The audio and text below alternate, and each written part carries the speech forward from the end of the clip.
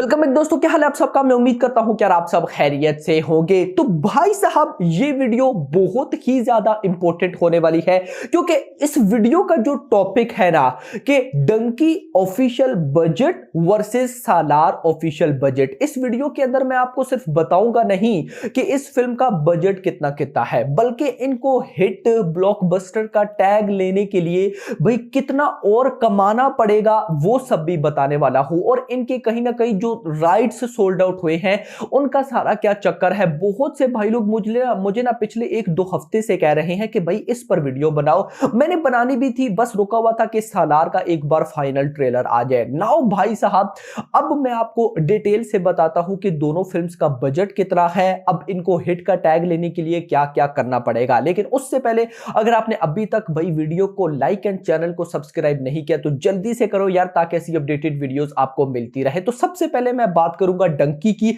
उसके बाद सालार की। तो गाइस देखो, डंकी का ऑफिशियल जो बजट है, जी हां, वो है 120 करोड़ रुपए, जिस बजट के अंदर ये फिल्म बनी है। नोट दैट इस बजट में शाहरुख खान की फीस ऐड नहीं है। शाहरुख खान खुद इस फिल्म के एक किस्म के प्रोड्यूसर भी हैं भाई साहब, और मतलब रेड चिलीज है तो प्रोड्यूसर हैं। जो भी इस फिल्म का प्रॉफिट आएगा वो डिवाइड होगा। इस फिल्म के 3 प्रोड्यूसर्स हैं, एक नहीं, जियो स्टूडियोज भी है, राजकुमार हिरानी फिल्म्स भी हैं, एंड भाई साहब उसके बाद है ऑफ कोर्स रेड चिलीज। तो ये 3 प्रोड्यूसर्स हैं भाई साहब। ये फिल्म बनी है 120 करोड़ में। शाहरुख खान के अलावा बाकी जितने भी एक्टर्स हैं सबके चार्जेस हैं सिवाय शाहरुख खान को छोड़कर।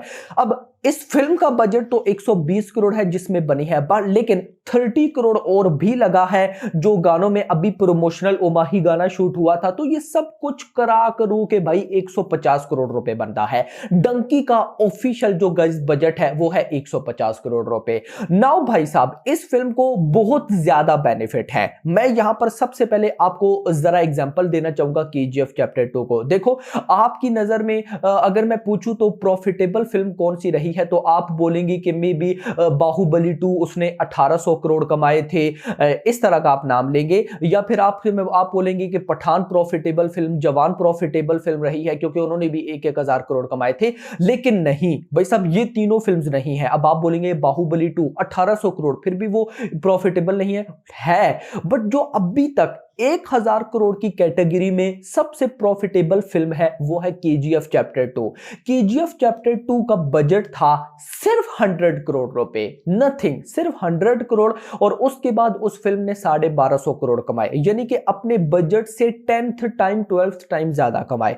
वो बहुत ज्यादा प्रॉफिटेबल फिल्म है। दूसरी साइड पे अगर आप पकड़ लेते हो 1800 करोड़ बाहुबली को, उसका बजट 300 करोड़ था, भाई डिवाइड कर लो। उसके बाद अगर मैं बात करूं पठान का बजट 250 करोड़ था, 1000 करोड़ कमाया, मतलब बजट से 3 गुना ज्यादा। फिर उधर साइड पे जवान थी, जवान का बजट भी 200-250 करोड़ था, लगभग 1100 करोड़ कमाया, बजट से 2-3 गुना ज्यादा। यस, लेकिन केजीएफ चैप्टर 2 ने बजट से 10 टाइम यही सब ज्यादा कमाया था। नाउ यही सीन कुछ होने वाला है डंकी के साथ। दैट्स व्हाई मैं बोलूं डंकी को बहुत बड़ा बेनिफिट है। किस तरह का बेनिफिट? मान लेते हैं डंकी 1000 करोड़ करती है। यस, अगर ये 1000 करोड़ कमा लेती है तो ये अपने बजट से लगभग 5 to 6 टाइम ज्यादा होगा। अब यहां पर जरा रोको, मैं आपको एक इंपॉर्टेंट स्टेटमेंट देता हूं। अगर डंकी ने, जी हां, वर्ल्ड वाइड ग्रॉस, अगर डंकी ने वर्ल्ड वाइड ग्रॉस 800 करोड़ रुपए कमा लिए, यस, तो भाई ये फिल्म एनिमल, अभी जवान, पठान, टाइगर 3 या फिर उसके बाद और कौन सी फिल्म आई है, गदर 2, इन सबसे बड़ी होगी। जी हां, उसकी रीजन ये है कि अगर इस फिल्म का बजट, मतलब कि इस फिल्म का बजट 150 करोड़ है और ये 800 करोड़ रुपए कमा लेती है, देन ये अपने बजट से लगभग 3 to 4 टाइम ज्यादा कमा लेगी। तो ये भाई साहब जवान, पठान उन सबसे बिगर हो जाएगी।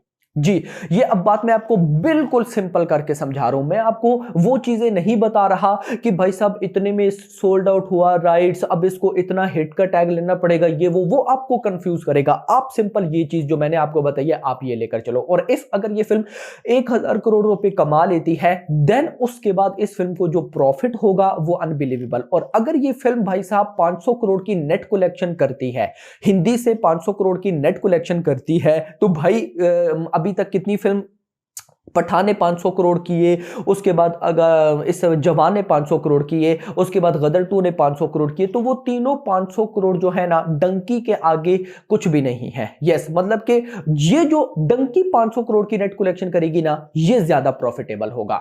तो यहां पर सिनेरियो ये है कि डंकी को हर तरफ से बेनिफिट ही है, और अगर इस फिल्म को हिट का टैग लेना है तो इसको जस्ट भाई साहब लगभग मेरे ख्याल में 175 करोड़ के आसपास करना पड़ेगा, 175 to 200, और वो मुझे लगता है कि ये फिल्म विद इन 2 से 3 डेज में कर जाएगी। उसके बाद सारा प्रॉफिट ही प्रॉफिट है। नाउ भाई साहब अब हम मूव करते हैं सालार की तरफ। सालार का थोड़ा सा सीन ना चेंज है। सालार का सीन ये है कि कहीं पर आपको बजट मिलेगा 200 करोड़, कहीं पर मिलेगा 300 करोड़, कहीं पर मिलेगा 400 करोड़। अब मैं आपको रियलिटी बताता हूं हुआ क्या हुआ। ये कि भाई बहुत पहले लास्ट ईयर प्रशांत नील का इंटरव्यू आया था। उस इंटरव्यू के अंदर खुद प्रशांत नील ने सालार का बजट रिवील किया था और बताया था कि इस फिल्म का बजट 400-500 करोड़ रुपए का है। लेकिन इस पूरी फिल्म का, यानी कि ये पूरी फिल्म के 2 पार्ट्स हैं, दोनों पार्ट्स का बजट 450 करोड़ रुपए है। उसकी रीजन ये है कि अभी जो हम पार्ट 1 देखेंगे, इसका जब लास्ट क्लाइमेक्स या पोस्ट क्रेडिट सीन आएगा ना, उसमें पार्ट 2 का भी कोई ना कोई सीन ऐड है, यानी कि पार्ट 2 की भी शूटिंग की गई है। जी हां, और पार्ट 2 की शूटिंग ज्यादा ओवरसीज कंट्रीज में होगी। दैट्स वाई इस फिल्म के दोनों पार्ट्स का बजट है 450 करोड़ रुपए, जिसमें से अगर मैं एक पार्ट 1 पकड़ू तो वो बनता है 250 करोड़ रुपए का। यस मेरा भाई, सालार के पार्ट 1 का ऑफिशियल बजट है 250 करोड़ रुपए। अब गाइस इसमें एक चीज जो मेरी समझ से बाहर है, जिसका मुझे आइडिया नहीं, प्रभास वैसे तो 150 करोड़ रुपए चार्ज करते हैं, लेकिन सालार के लिए उन्होंने 100 करोड़ रुपए चार्ज किए हैं और 10% प्रॉफिटेबल है, यानी कि सालार जितना भी कमाएगी उसमें से 10% जो प्रॉफिट होगा वो प्रभास को जाएगा। अब इन्होंने ये जो 100 करोड़ रुपए चार्ज किया है, क्या ये इस फिल्म के बजट में इंक्लूड है या नहीं, इसका मुझे नहीं पता। जी हां, लेकिन इतनी न्यूज है 100 करोड़ रुपए प्रभास ने चार्ज किया है, और इस फिल्म की कास्ट कोई छोटी मोटी नहीं है, बहुत बड़ी है। तो बाकी एक्टर्स ने भी, of course Malayalam star Prithviraj Sukumaran है, अच्छे खासे उन्होंने भी चार्ज किए होंगे। दैट्स व्हाई इस फिल्म का जो बजट है वो फिलहाल 250 करोड़ है। ऊपर के मुझे नहीं पता कि इन एक्टर्स की सैलरी ऐड है या नहीं। नाउ 250 करोड़ रुपए अगर इस फिल्म का बजट है, और मान लो ये 1000 करोड़ रुपए का, हाँ सबसे पहले एक चीज जो इंपॉर्टेंट चीज है, और वो ये है कि इस फिल्म के जो वर्ल्ड वाइड, यानी कि overseas UK, USA, India, south, सब कुछ वर्ल्ड वाइड सारा कुछ मिला के इस फिल्म के थिएट्रिकल राइट्स सोल्ड आउट हुए हैं लगभग 400 से 450 करोड़ में। जी हां, 400 करोड़ आप मान के चल सकते हो। अब भाई साहब ये इतने कोई ज्यादा है ना कि इस फिल्म को जस्ट हिट का टैग लेने के लिए भी ना लगभग 600-700 करोड़ करना पड़ेगा। यस, 600-700 करोड़ की कलेक्शन हिट का टैग लेने के लिए। यस, लेकिन यहां पर देखो, पर्सनली मैं आपको बताऊं, मेकर्स का मेन टारगेट पार्ट 1 नहीं है। मेकर्स ने पार्ट 1 में जस्ट उनके जो एक्सपेंडिचर्स हैं उनको कवर अप करना है, कि अगर ये 1000 करोड़ कर जाती है तो उनके जितने भी एक्सपेंडिचर्स होंगे सब, मतलब प्रॉफिट भी होगा, सब कुछ होगा। मेकर्स असली गेम खेलेंगे पार्ट 2 में, क्योंकि प्रशांत नील नहीं, पृथ्वीराज सुकुमारन का कल इंटरव्यू आया था, वो बोलते हैं कि पार्ट 1 कुछ भी नहीं है, पार्ट 1 इससे कई गुना बड़ा है। खुद सोच लो कि भाई साहब अब जो इस फिल्म के सिनेमेटोग्राफर हैं भाई, उनके अकॉर्डिंग ये फिल्म सालार 5 टाइम, मतलब 5 टाइम बिगर है केजीएफ से, यानी कि केजीएफ चैप्टर 2 का स्केल कुछ भी नहीं था। 100 एकर्स पर सेट लगाए गए हैं सालार के, तो ये सालार पार्ट 1 है, तो सोचो पार्ट 2 कितना होगा। मतलब ये बस बिल्डअप करना चाह रहे हैं। अगर ये इधर पार्ट 1 में बिल्डअप कर जाते हैं ना भाई, पार्ट 2 आप मान लो अगर उसको सोलो प्रॉपर रिलीज मिलेगी तो वो फिल्म 1500 से 2000 करोड़ से नीचे नहीं आएगी, अगर ये पार्ट 1 क्लिक कर गया तो। जी हां, तो मेकर्स को पार्ट 1 से कोई प्रॉफिट का लेना देना नहीं है। मेकर्स बस चाहते हैं कि ये फिल्म किसी तरह से सबकी नजरों में आ जाए, बवाल हो जाए, पॉजिटिव रिव्यूज आ जाए, 1000 करोड़ हो जाए, और नो डाउट इसका पोटेंशियल है 1000 करोड़ करने का, इफ फिल्म अगर उस लेवल की निकलती है तो, और वो लग रहा है कि निकलेगी। तो इस फिल्म को प्रॉफिट अगर मैं एक हिसाब से देखूं, पार्ट 1 के हिसाब से देखूं, देन भाई साहब बहुत कम है, डंकी के मुकाबले में बहुत कम है। डंकी का बजट कम है जिस वजह से उसको बहुत प्रॉफिट होगा, लेकिन सालार का बजट जो है वो बहुत ज्यादा है। बट यहां पर एक और चीज भी आ जाती है कि डंकी के जो प्रोड्यूसर्स हैं वो 3 है। जियो स्टूडियोज का भी पैसा लगा पड़ा है, राजकुमार हिरानी फिल्म्स भी प्रोडक्शन हाउस भी है, रेड चिलीज भी है। तो अगर वो फिल्म 1000 करोड़ कमाती है तो वो भाई साहब डिवाइड होकर उन तीनों के पास जाएगा। यस, लेकिन यहां पर सालार का एक ही प्रोड्यूसर है और वो है ओम्बले फिल्म्स। समझ रहे हो बात को? तो ये दोनों फिल्म्स ही कहीं ना कहीं भाई साहब बिल्कुल बराबर में टक्कर ले रही हैं। लेकिन आपकी नजर में कौन सी फिल्म बड़ी हिट होने वाली है नीचे बताइएगा। वो तो चलिए अब जब रिलीज होगी तो ही पता चलेगा।